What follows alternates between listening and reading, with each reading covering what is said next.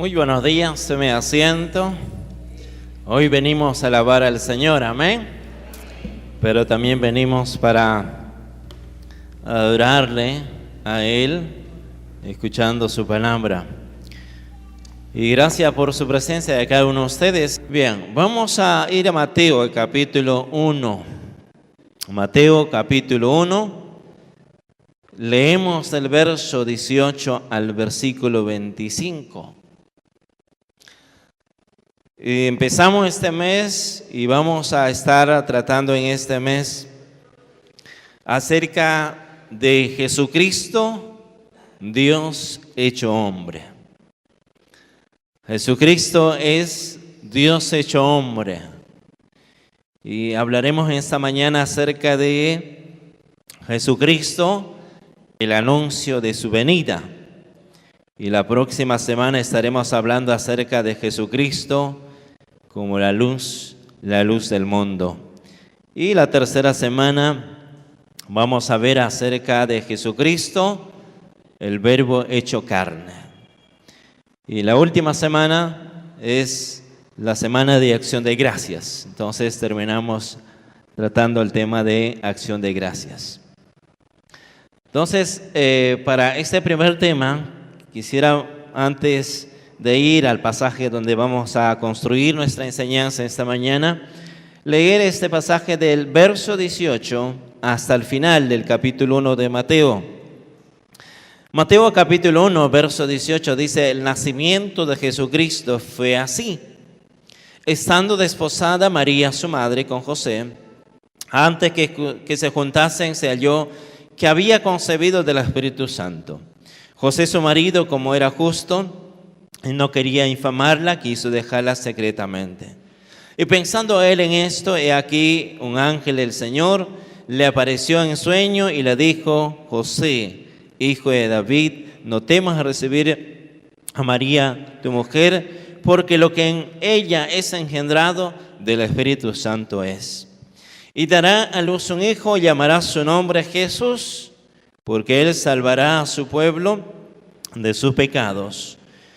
Todo esto aconteció para que se cumpliese lo dicho por el Señor por medio del profeta, cuando dijo: he aquí una virgen concebirá y dará a luz un hijo, y llamará su nombre Emmanuel, que traducido es Dios con nosotros.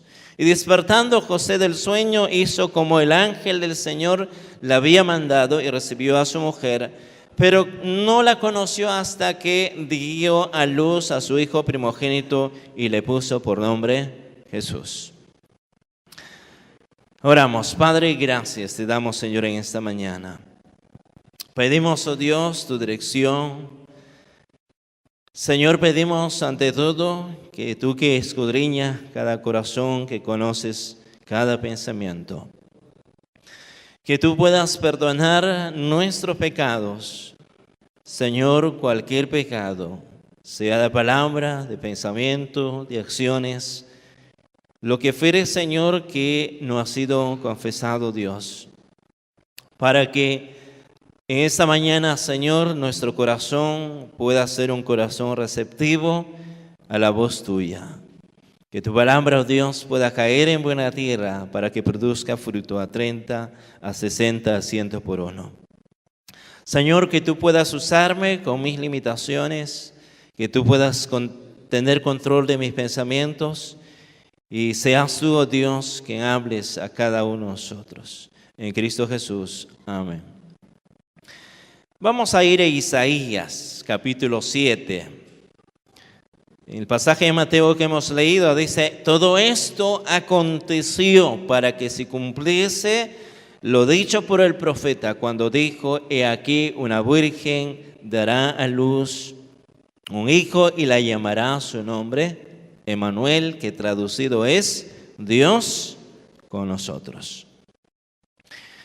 Es una de las profecías que cita el evangelista, y esta profecía se mencionó en el capítulo 7 de Isaías. Isaías es quien anuncia la venida de Jesucristo.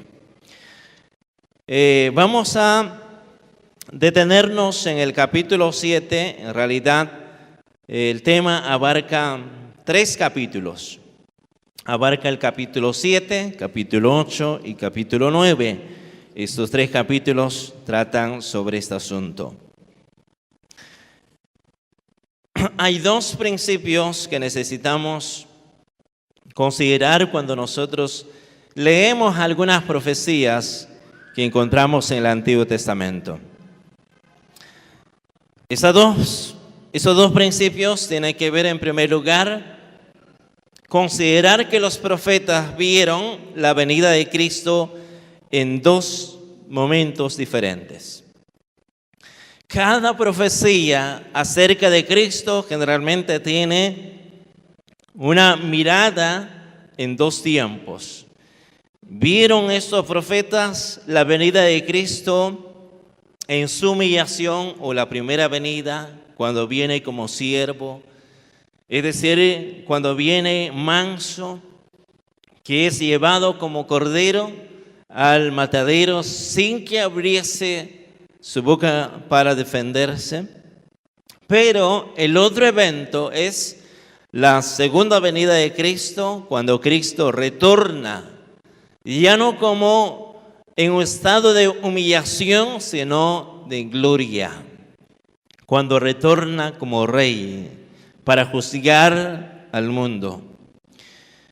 Pero cuando los profetas ven estos 2 acontecimientos, la primera venida y la segunda venida, lo que ellos no vieron es el suceso que acontece entre estos 2 tiempos, entre estos 2 acontecimientos.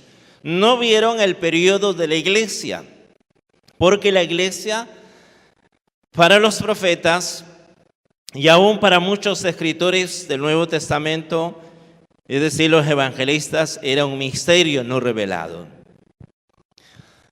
Solamente Dios le revela el misterio de la iglesia a Pablo. Pablo es el privilegiado en recibir la revelación de Dios en cuanto a la existencia de la iglesia. En segundo lugar, necesitamos considerar que cada profecía brotó de una situación histórica definida. Cada profecía surge en un contexto real y responde a una situación real. Pero no solamente miraba el momento, sino que miraba más allá, es decir, el futuro. El trasfondo de este relato abarca, como ya mencioné, capítulos 7, 8 y 9, 7 siglos antes que Jesucristo llegase a la tierra, 7 siglos antes que naciese, el Espíritu Santo anuncia a Israel, le anuncia específicamente a Judá acerca de la venida del Mesías y les da un mensaje de esperanza. Y vamos a ver en este capítulo varias situaciones. En primer lugar, notemos en los primeros 2 versículos cuál es la situación en la que surge esta profecía sobre la venida de Cristo. Verso 1 dice: aconteció en los días de Acaz, hijo de Jotam, hijo de Uzías, rey de Judá, que Rezín, rey de Siria, y Peca, hijo de Remalías, rey de Israel, subieron contra Jerusalén para combatirla, pero no pudieron tomar. Pero no la pudieron tomar. Note esa frase. Y vino la nueva a la casa, es decir, la noticia a la casa de David, diciendo: Siria se ha confederado con Efraín, es decir, Siria ha hecho una alianza, ha hecho un pacto con el reino del norte, Israel. Y se le estremeció el corazón del rey y todo el corazón de su pueblo, cómo se estremecen los árboles del monte a causa del viento. El profeta Isaías se refiere aquí a una crisis, en particular que surge en la historia de Judá. Recuerda que Israel se llega a dividir en dos reinos. Por un lado están los 11 tribus conformando el reino del norte llamado Israel. Y por otro lado queda la tribu de Judá con un grupo de Manasés conformando el reino del sur llamado Judá. Ahora, cada uno de estos dos reinos tuvieron sus propios reyes.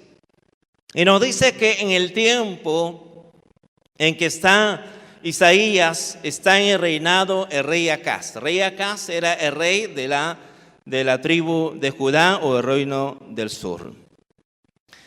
Y ahora el profeta se refiere a una situación cuando enfrenta Judá y habla acerca de un ataque inminente de Israel y de Siria, que habían hecho una alianza para poder venir en contra de Judá, para obligarlo, para subyugarlo, pero más que subyugarlo, con la intención de derrocar o de desaparecer la dinastía o linaje de David. Porque Dios había prometido que desde el linaje de David vendría el Mesías, vendría el Salvador. El que estaba detrás de estos dos reinos, de Siria y de Israel, en realidad el que está moviéndose detrás de todo este escenario es Satanás. Una vez más, tratando de desaparecer el linaje real por el cual vendría el Mesías. Esa es la intención de estos dos pueblos, de derrocar, de hacer desaparecer la dinastía de David. Ahora, cuando el rey Acaz se entera de ese plan malévolo de estas dos naciones, de venir y subyugar y desaparecer, dice su corazón se llena de temor, se estremece en gran manera. No solo el corazón de él, sino también el corazón de todo el pueblo. El temor le hace desfallecer. El corazón del rey Acaz comienza a desfallecer porque no tenía la confianza debida en Dios. Según el relato de los primeros versículos del capítulo 16 de Segunda Reyes, usted puede anotarlo. Segunda Reyes capítulo 16 nos narra acerca de las características de este hombre, de este rey. Dice que era un hombre que no temía a Dios, no caminó en los caminos de su padre David, sino hacía todo lo que hacía era malo ante los ojos de Dios. Entonces él no tenía la confianza en Dios, por lo tanto su corazón está estremeciendo, está lleno de temor y también consecuencia del pueblo. La respuesta de Isaías es que el consejo, es decir, los planes de estas dos naciones no van a prevalecer. Porque es imposible cambiar el plan de Dios. Isaías le dice al rey Acaz que no tema, que no desfallezca su corazón, porque lo que ellos han planeado, estas dos naciones, no va a llegar a concretarse, no va a prevalecer, porque no puede cambiar el plan de Dios. Pero todo dependía de la decisión que tomaría el rey Acaz. Pregunta que surge aquí frente a ese primer anuncio es: ¿buscaría Acaz la ayuda de Dios o buscaría la ayuda de otra nación? ¿A quién acudiría el rey Acaz? Esa es la pregunta. Esa es la pregunta que nos hacemos cuando nos encontramos en situaciones similares, situaciones que llegan a estremecer nuestro corazón, que aflige nuestro corazón, ya sea por razones de salud, de enfermedad, ya sea por alguna situación de crisis que podamos atravesar.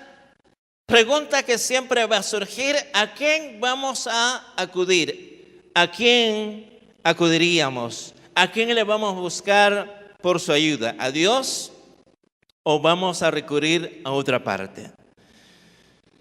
Pero Acaz decide poner su confianza no en Dios, sino decide en medio de esta situación, decide poner su confianza en falsos dioses y en hombres mortales, es decir, decide buscar a Asiria para que Asiria pueda protegerlo. Note lo que dice en Segunda de Reyes, por un momento busque.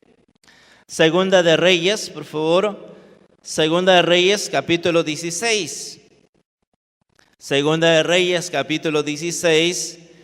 Y leemos el versículo 7 y 8, pero el verso 3 y 4 nos habla de que era un hombre que anduvo, dice el verso 3, en el camino de los reyes de Israel y aún hizo pasar por juego a su hijo según las prácticas abominables de las naciones que Jehová echó delante de los hijos de Israel. Era un rey que practicaba mucho la idolatría, a tal punto que sacrificó a uno de sus hijos como ofrenda para adorar esos ídolos. El verso 7 dice, entonces Acaz envió embajadores a Tiglat-Pileser, rey de Asiria, diciendo, note, verso 7, capítulo 16 de Segunda de Reyes, verso 7, diciendo, yo soy tu siervo. Él no se consideraba siervo de Dios. Se consideraba siervo de Asiria. Y dice, yo soy tu siervo y tu hijo. Sube y defiéndeme de la mano del rey de Siria y de la mano del rey de Israel, que se han levantado contra mí. Y tomando Acaz la plata y el oro que se halló en la casa de Jehová y en los tesoros de la casa real, envió al rey de Asiria un presente. Toma una decisión muy precipitada y una decisión muy equivocada. ¿A quién buscaría en medio de esta situación tan crítica? Le busca a Asiria en lugar de buscar a Dios.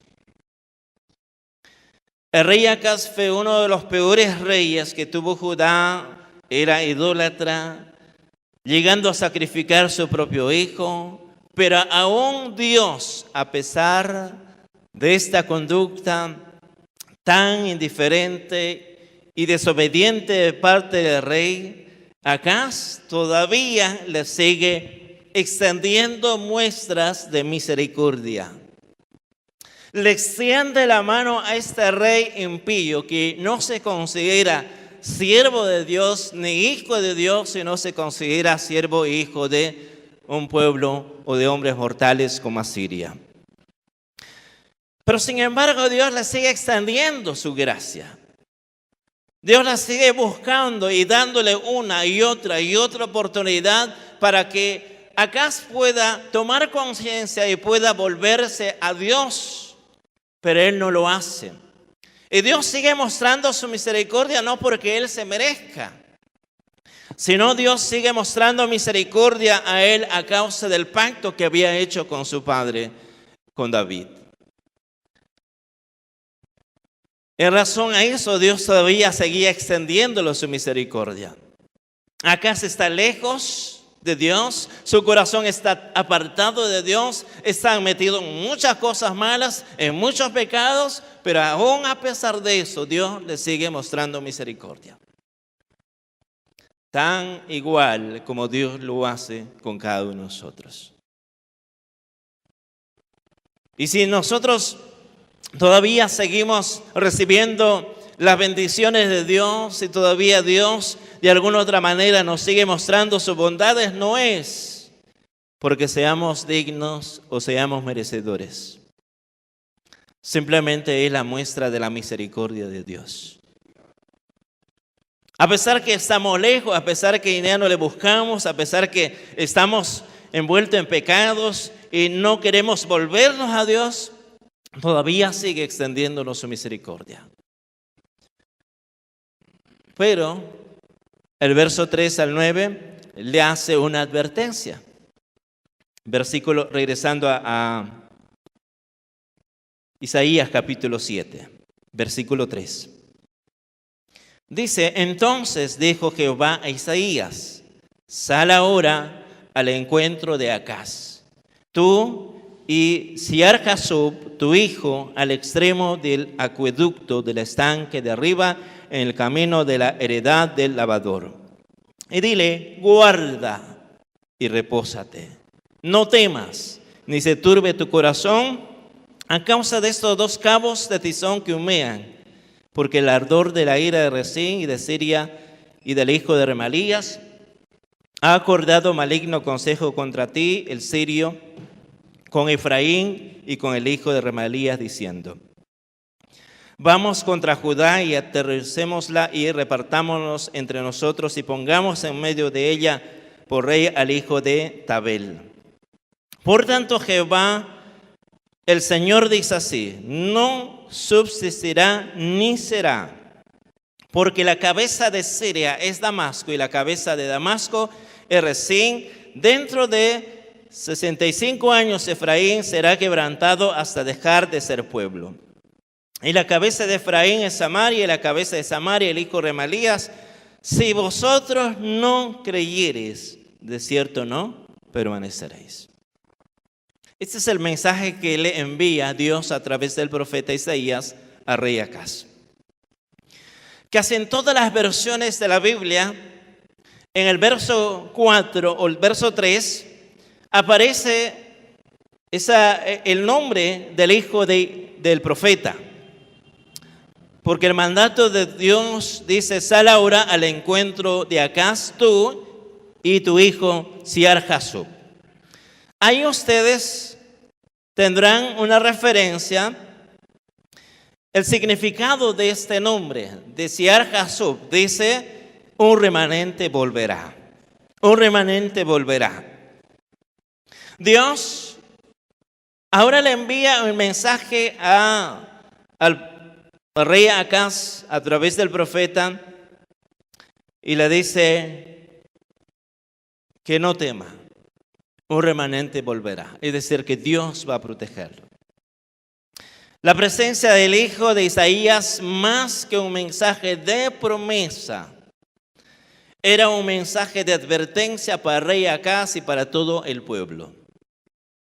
Este mensaje involucraba el reto de tener confianza o de fe en Dios, a pesar de estar enfrentando una extrema gravedad de las circunstancias. Las palabras del verso 4 dice, y dile guarda, repósate, no temas, ni se turbe tu corazón a causa de estos dos cabos de tizón que humean. En otras palabras le dice, cuídate y ten calma. Era muy claro la advertencia de parte de Dios a Acaz. ¿Qué le está diciendo? Le está diciendo, quédate quieto, ten cuidado, guárdate de pedir ayuda al rey de Asiria. Dios conocía el corazón de Acaz. Dios sabía que Acaz en su corazón estaba más inclinado a buscar la ayuda del rey de Asiria en lugar de buscar la ayuda de Dios. Ahora Dios le dice, ten cuidado, guárdate. No tomes una decisión apresurada. Quédate ahí quieto. No tomes esa decisión equivocada de pedir ayuda al rey de Asiria. Y le enfatiza en el verso, más adelante le dice, ten calma en medio de las circunstancias. Quédate quieto. No hagas preparativos bélicos para la guerra. Ni siquiera te preocupes por fortificar a Jerusalén o de proveerla de nuevas instalaciones de agua para situaciones de emergencia. Dios le dice, nuevamente dice, guarda y repósate, no temas, no se turbe tu corazón. ¿Qué le está diciendo? Le está diciendo una vez más, ten calma en medio de esta situación, quédate quieto, no hagas nada, ninguna decisión. Dios le está diciendo a Acaz que no tenía por qué temer. Y Dios califica a estos dos reyes que amenazaban a Judá como tizones humeantes. Los que estaban tratando de destruir a Judá eran ante los ojos de Dios como tizones humeantes que ni siquiera tenían fuego. Solamente echaban humo. En otras palabras, era pura apariencia, era solamente ruido, pero que de allí al hecho mismo de invadir no iba a ocurrir. Y Dios le dice, ten confianza. Y por eso en el versículo 9 le dice nuevamente, la cabeza de Efraín es Samaria y la cabeza de Samaria el hijo de Remalías. Si vosotros no creyereis, de cierto no permaneceréis. En la versión Dios habla hoy, este versículo se traduce de la siguiente manera. Dice, Samaria es la capital de Efraín y el hijo de Remalías es el rey de Samaria. Pero dentro de 65 años, Efraín dejará de ser una nación. Dios le dice, no te preocupes, Acaz. No se turbe tu corazón, no se estremezca, porque de aquí a 65 años el reino del norte, Israel, va a desaparecer. Así que no te preocupes. Y va a desaparecer, ¿por qué? Porque ellos y sus reyes, al igual que Acaz, se alejaron de Dios, hicieron lo malo, pero Dios se había llegado al límite. Ahora Dios había determinado traer a otros pueblos para destruir al reino del norte de Israel. Y le advierte aquí que en realidad en 65 años Efraín dejará de ser una nación. Y luego le dice, y si ustedes no tienen una fe firme, tampoco quedarán firmemente en pie. Entonces, más que una promesa, es una advertencia. Le está diciendo Dios, mira, esto va a suceder con ellos. Pero si ustedes no creen, no tienen una fe firme, lo mismo va a ocurrir con ustedes. Y Acaz recibe esa noticia. En otras palabras, queda bien claro la enseñanza aquí.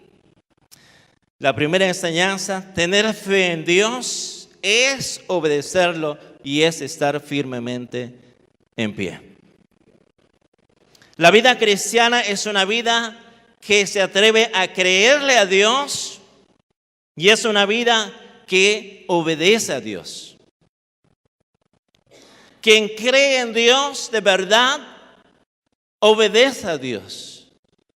Quien dice creer genuinamente en Dios, lo demuestra a través de la obediencia. Y eso es lo que le está diciendo. Si tú crees, si tú confías en mí, permaneceréis.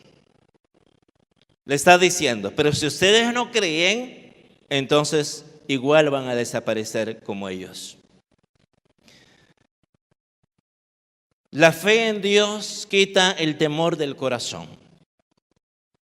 Es normal que cada uno de nosotros enfrentemos situaciones adversas y en medio de esa situación el temor surja ante algún tipo de peligro y en realidad es parte de cada uno de nosotros.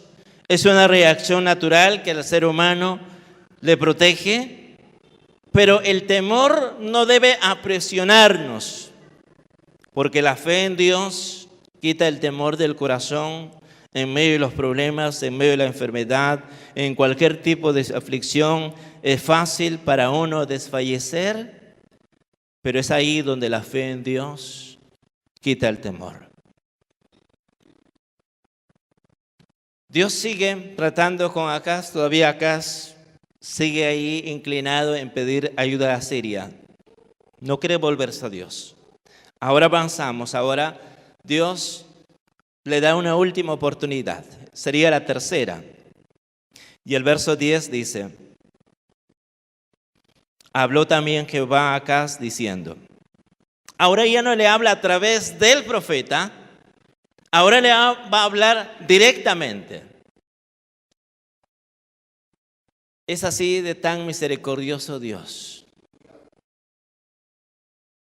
Todavía la sigue extendiendo su misericordia una y otra vez. Ahora ya no le envía al profeta, ahora él lo habla directamente. Dice verso 10, habló también Jehová a Acaz diciendo, pide para ti señal de Jehová tu Dios. Demandándola ya sea debajo de lo profundo o de arriba en lo alto. Y respondió Acaz, no pediré y no tentaré a Jehová. Dijo entonces Isaías, oíd ahora, casa de David, ¿os es poco el ser molesto a los hombres, sino que también lo seáis a mi Dios? Por tanto, el Señor mismo os dará señal que aquí que la Virgen concebirá y dará a luz un hijo y llamará su nombre Emmanuel, Dios con nosotros. La respuesta de Acaz al Señor pareciera ser una respuesta muy piadosa. Porque, ¿qué responde Acaz? Dios le dice, pide una señal. Si no me crees, si tú no puedes confiar en mí, pide una señal. Y acá dice, no pediré, no tentaré a Jehová. Pareciera ser una respuesta muy piadosa a rehusar pedir tal señal, pero Dios deja de darle señal a Acaz. Era la última oportunidad. Dios ya no le sigue insistiendo a Acaz. Ahora le da la señal, sí, pero ya no al rey, sino al pueblo. ¿Y cuál es esa señal? Es la señal de la venida de Emmanuel, de Dios con nosotros, de Jesucristo. El rechazo de pedir una señal para Dios era rechazar la palabra de Dios. Dios le dice, pide una señal, y el rey dice, no pediré, y lo que estaba haciendo era rechazar la palabra de Dios.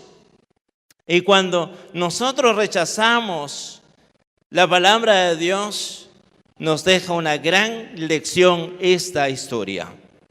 Cuando nos alejamos de la palabra de Dios, aun cuando podamos suponer que estamos firmemente establecidos, la ruina está tan cerca a nosotros.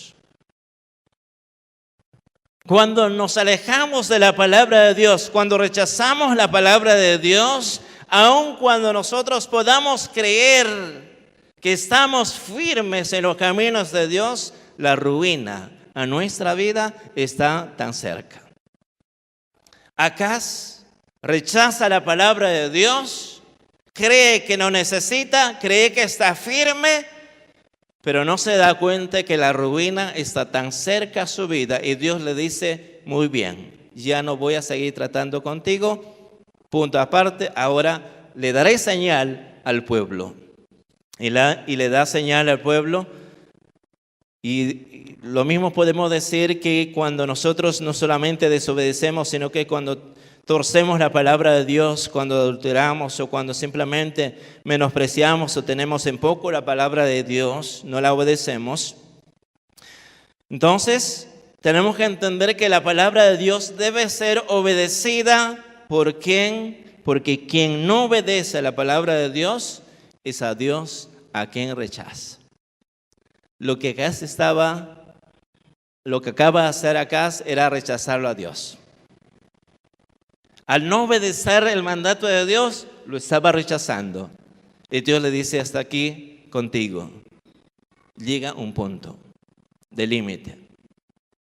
Ahora el verso 13 al 16, encontramos que cuando Acaz rechaza la palabra de Dios, el Señor abandona a Acaz, al rey Acaz, y les da una señal a toda la casa de David y decir a todo el pueblo de Judá.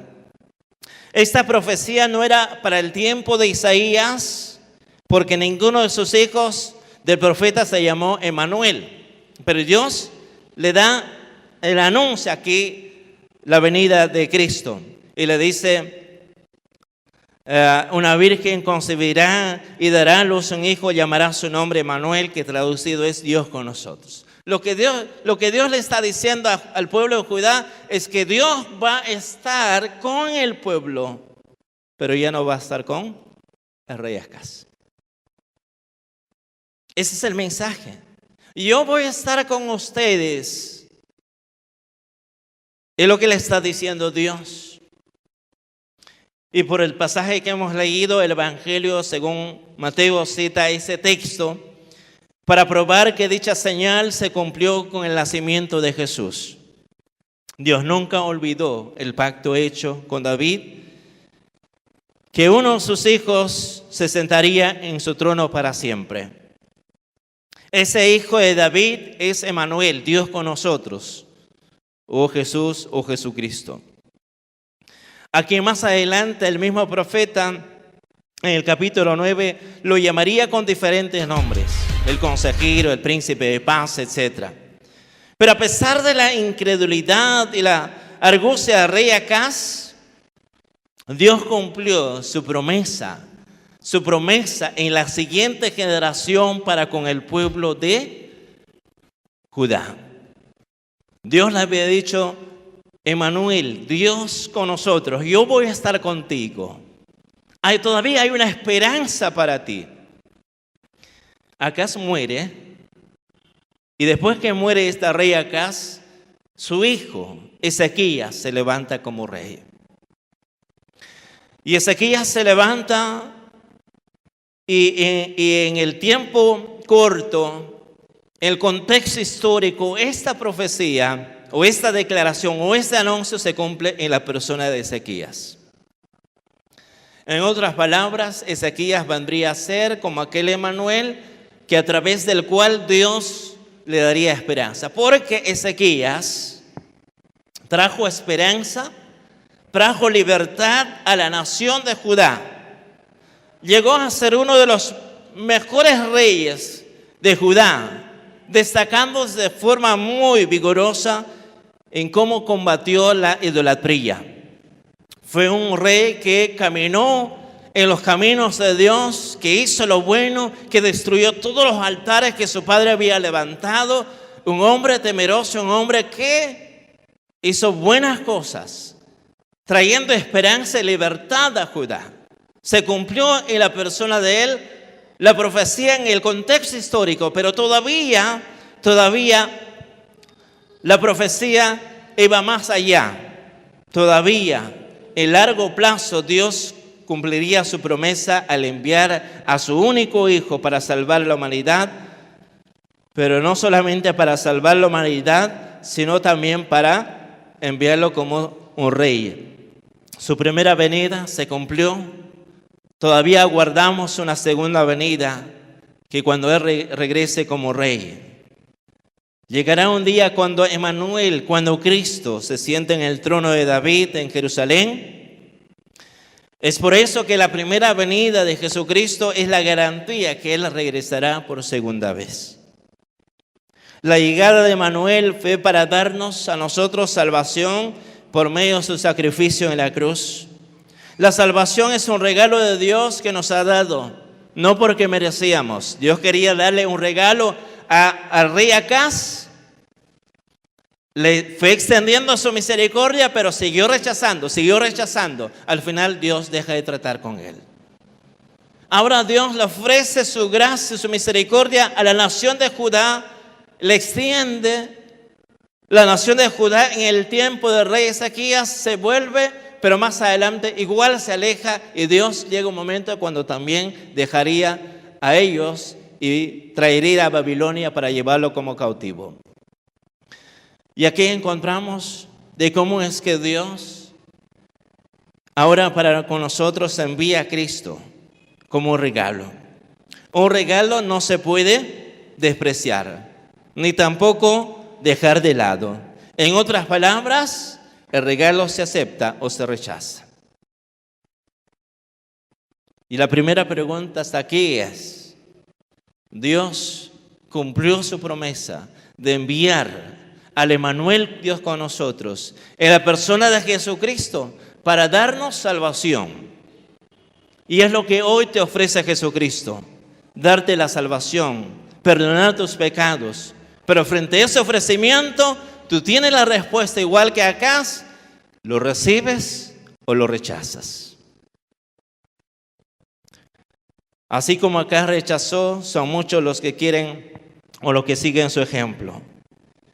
Porque el simple hecho de no hacer una decisión por Cristo es rechazar a Cristo.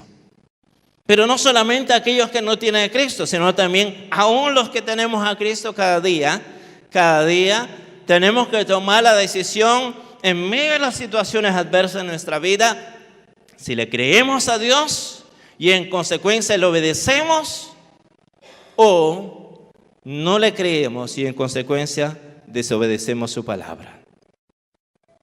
No es suficiente decir creo en ti, Dios.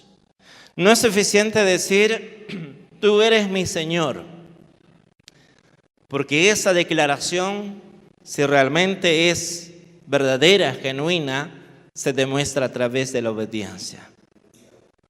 Si tú no obedeces, si tú tomas en poco la palabra de Dios, la menosprecias la palabra de Dios, cuando Dios te manda a hacer algo, dices, bueno, no, lo que estás haciendo es rechazar a Él como Señor de tu vida. Lo que estás haciendo es rechazar su palabra. Y dice la palabra del Señor que Dios no puede ser burlado. Entonces, cada uno de los que tenemos esta esperanza de que Cristo volverá por su iglesia, por nosotros, dice el 1 Juan capítulo 3, dice, todo aquel que tiene esta esperanza se purifica como Él es puro. ¿Cómo está tu corazón? ¿Él es realmente el Señor de tu vida? Si Él es el Señor de tu vida, ¿crees en Él? ¿Confías en Él? No solamente en tiempos buenos, sino en tiempos malos. ¿Le obedeces a Él? ¿Acudes en busca de su ayuda hacia Él? ¿O primeramente corres a otra parte y cuando todo te falla recién acudes en busca de Dios? ¿Cómo está tu corazón? Nos ponemos de pie.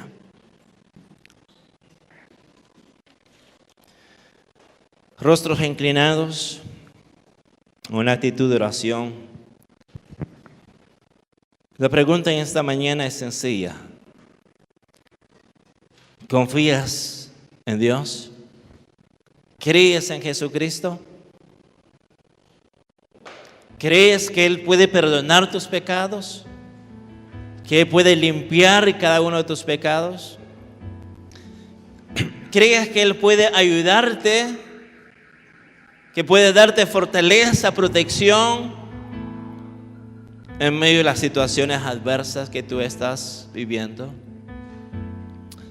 En medio de la aflicción que hace que tu corazón se estremezca, se llene de temor, ¿confías en Dios? ¿Acudes en búsqueda de Dios o no estás haciendo? Buscar a Dios, creer a Dios es tan importante, pero sobre todo obedecerlo a Dios. Si tú no crees y si tú no le obedeces a Dios, lo que hace es rechazarlo, lo que Él te ofrece. Esta mañana tú tomarás la decisión de aceptar, de recibir el regalo de salvación o de rechazarlo si tú no tienes a Cristo. Y los que ya tenemos a Cristo en esta mañana tomamos la decisión de creerle a Él y confiar en Él, o simplemente decirle a Dios, yo no confío en ti, y pones tu confianza en otra parte. ¿Dónde está tu corazón? ¿Por qué no le dicen esta mañana, Dios, perdóname? Porque cuántas veces, oh Dios, he dudado de tu palabra, de tus promesas, de tu cuidado. Mi corazón se llena de temor, de aflicción, de incertidumbre. Acude a ti, oh Dios, para que tú puedas traer paz, confianza. Acudo, Dios, a ti para que tú puedas proteger y suplir mi necesidad. Acudo en esta mañana a ti para que tú puedas perdonar mis pecados, para que tú puedas darme la salvación y la vida eterna. ¿Habrá alguien esta mañana? Levante su mano. Quisiera orar por usted. Dios la bendiga. Dios la bendiga. Dios la bendiga. Dios la bendiga. Alguien más. Alguien más. Dios la bendiga. Alguien más esta mañana. Dios te bendiga. Dios te bendiga. Gracias. Alguien más esta mañana que quiere decirle, Señor, quiero recibir ese regalo que tú me ofreces. Señor, quiero cada día crecer en fe, crecer en esa confianza. Que cuando yo me halle en medio de las situaciones adversas, seas tú a quien primero pueda recurrir. Alguien más esta mañana. Levante su mano. Padre, gracias te damos, Señor, por cada uno de los que están esta mañana.